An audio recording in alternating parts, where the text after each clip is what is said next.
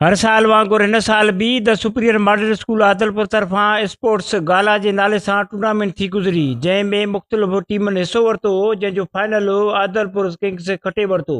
इन मौक़े ते मौजूद अॻुवाणनि टाइम न्यूज़ सां ॻाल्हाईंदे चयो त अॼु सुपीरियर स्पोर्ट्स गाला जो इख़्तिताम थियो, फाइनल्स पूरियूं थियूं। हिन सुपीरियर गाला स्पोर्ट्स गाला में ॾाढो असां एंटरटेन थियासीं, मज़ो आयो।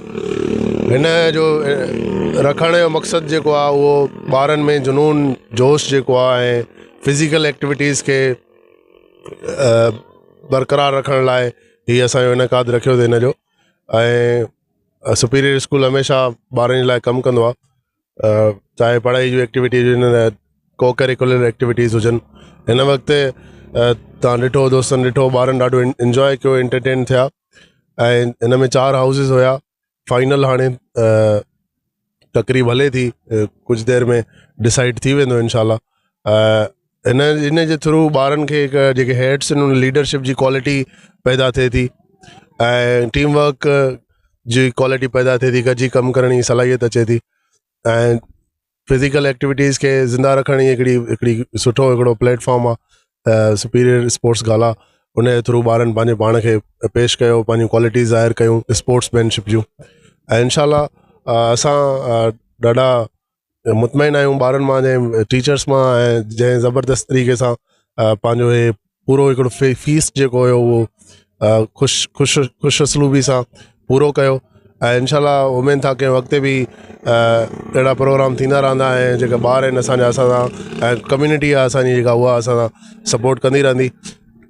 ऐं इंशाल्लाह अॻिते अहिड़ा प्रोग्राम कराईंदा रहंदासीं। दी सुपीरियर स्पोर्ट्स गाला मुनक़द करण जो मेन मक़सदु इहो आहे त ॿारनि में एक्टिविटी थिए, ॿारनि में जोश ऐं वलवलो पैदा थिए। उन जे हिसाब सां सुपीरियर स्कूल में असां जेको हीउ स्पोर्ट्स वीक मुनक़द कयो आहे, जंहिंमें मुख़्तलिफ़ गेम्स आहिनि, जंहिंमें क्रिकेट आहे, बैडमिंटन आहे, टग ऑफ वार आहे, ऐं ॿियूं खोड़ सारियूं जेके गेम आहिनि उहे थी गुज़रियूं आहिनि। उन्हनि में ॿार जेके आहिनि तमामु बहितरीनु तरीक़े सां परफॉर्म करनि था। असल मक़सदु असांजो इहो आहे त ॿार में टैलेंट हुजे, ऐं हीअ जेके हिकिड़ी टैलेंट हंट एक्टिविटी आहे, मुख़्तलिफ़ क़िस्म जा जेके टैलेंट्स आहिनि ॿारनि में, उहे असांजे अॻियां हिन जे अॻियां उजागर थियनि था। ऐं उमेदु कयूं था त आईंदा बि इहे प्रोग्राम थींदा रहंदा ऐं ॿारनि जी बहितरी जे लाइ असां कंदा रहंदासीं। महिरबानी। जीअं त सुपीरियर मॉडल स्कूल तरफ़ां रांदियुनि जो हफ़्तो मल्हायो वियो। रांदियूं जेके आहिनि ॿारनि जे स्कूल जी लाइफ जो तमामु ज़रूरी हिसो हूंदियूं आहिनि। रांदियुनि सां ॿारनि जो जिस्म ऐं ज़हन मज़बूत रहे थो पियो।